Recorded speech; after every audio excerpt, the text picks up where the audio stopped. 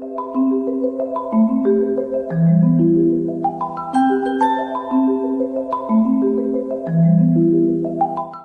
here we go. I'm going to pick up this word. Reality is driven by pleasure. What does that mean? Eros drives reality. Eros is the movement towards ever deeper contact and ever greater wholeness. Here's a let's get really precise definition of Eros.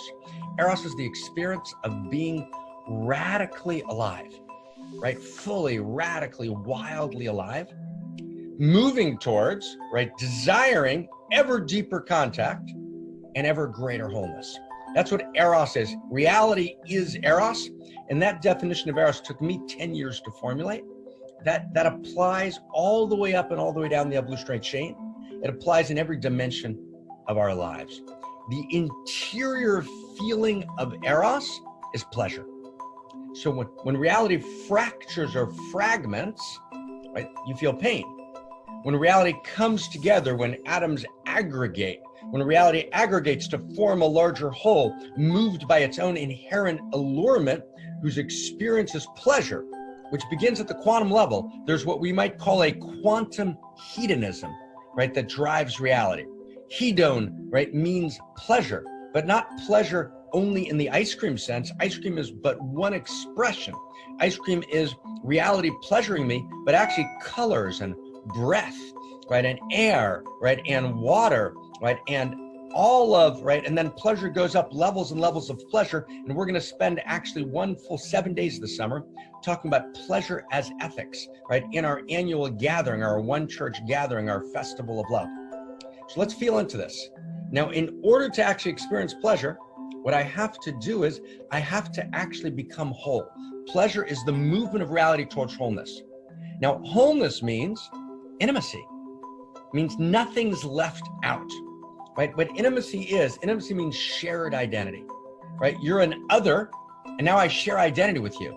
We're now close friends, right? I want to be close friends with everyone in the world, right? I want to be intimate with everyone in the world, right? Meaning I want to actually have a shared identity, and where there's no longer a me and a you in the sense of an us and them. Not that there's not two distinct people. We need two distinct people for relationship, of course. Love means that I'm in the integrity of my unique self, but I actually understand that we have shared identity. Now, Terry, stay with me, right? You're my friend this week, and we're talking about this particular code because I saw that you wrote it in the chat box.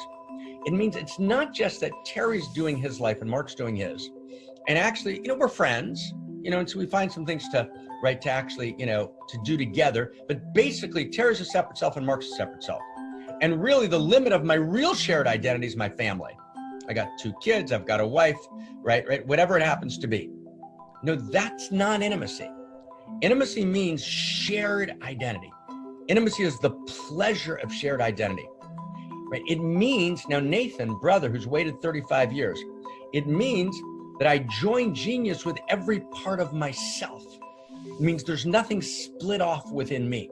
When I split off part of myself, when I don't share identity with part of myself, I split off my shadow.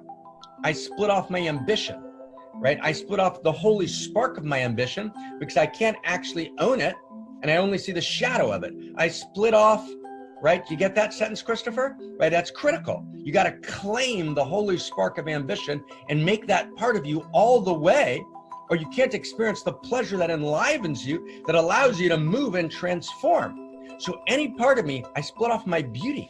I split off my goodness. I split off my nobility. I split off my greatness. I failed to confess my greatness. If I've split off my greatness, I can't be intimate with myself. I haven't joined genius with myself. If I haven't joined genius with myself, then I'm ultimately in an unhealthy dependency on everyone else, as opposed to a unique self-partnership. So intimacy means, right? Intimacy means, oh my God, I'm connected to every part of me. And enlightenment means intimacy with all things. I'm connected to everyone and everything. So every person I meet, right, every person I meet is my best friend. One of the things that people love, right, about traveling, about doing pilgrimage, about, kind of moving around the world, backpacking, or however you happen to move around the world is, you become friends with everyone you meet along the way. And that's actually the truth of it. I'm not limited in my shared identity to my biological family. I actually have shared identity with this larger range, right, of human beings across the planet. And I've got this shared identity with this widest range, right, of who I am. I'm home, right, in my range, right? I'm home in my range, right? I'm actually at home in myself. I'm located in myself. Wow. From that place, right, when I've actually embraced the fullness of my holy unbroken hallelujah, I've joined genius with my deepest self. From there, I can join genius with you. Right? From there, we can actually create a gorgeous intimacy. And that's what Unique Self Symphony is. The intention of this church is a planetary awakening in love through Unique Self Symphonies. Right? That's our vision. Right? To do that, you've got to move, you've got to fulfill Homo sapien, who's a separate self, who's competing in a win-lose metrics, who's leaving everyone outside of the circle, including most of him or herself outside the circle. Right? When a man leaves most of himself outside of the circle in order to compete, in order to get the woman, because that's the only way he can get the woman, through kind of achieving this kind of superficial status, right? And she's left most of herself out in order to play a certain role, in order to get him, in order to have a particular kind of social status, in order to feel like they belong. And that's how the entire win-lose metrics works in the world today. That's the source code of reality. And that source code is the source, that kind of superficial, artificial success story, that is the source of existential risk. That's Homo sapien. Homo sapien is fulfilled in Homo amor.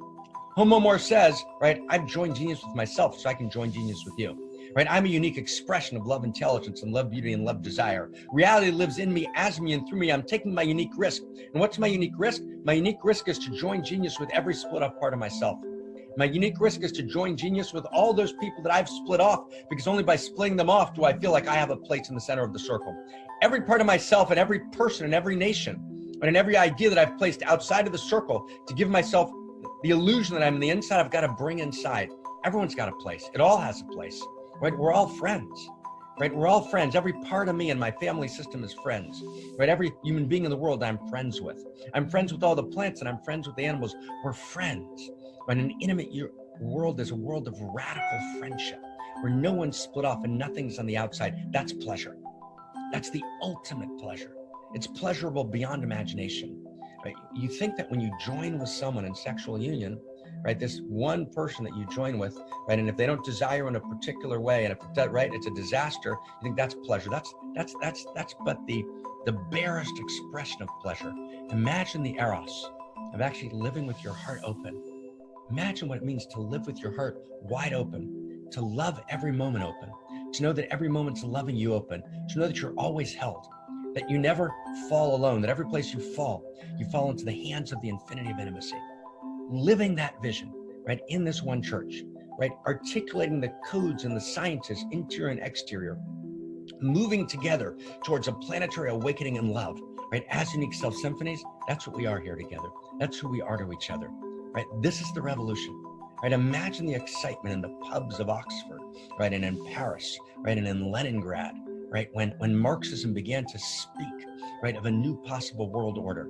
But Marxism left out unique self and it left out evolutionary love, right? It doesn't work. And imagine the best creative entrepreneurial energy of capitalism, right, moving through the world. Bring those together with the great traditions. Bring it together with evolutionary love. Bring it together with Homo amor, right? Feel that excitement, right? This is where it is, right? It's ours to do, friends, right? It's ours to do. But all obstacles are melted away. The word is good, right? And our song is amor. It's amor.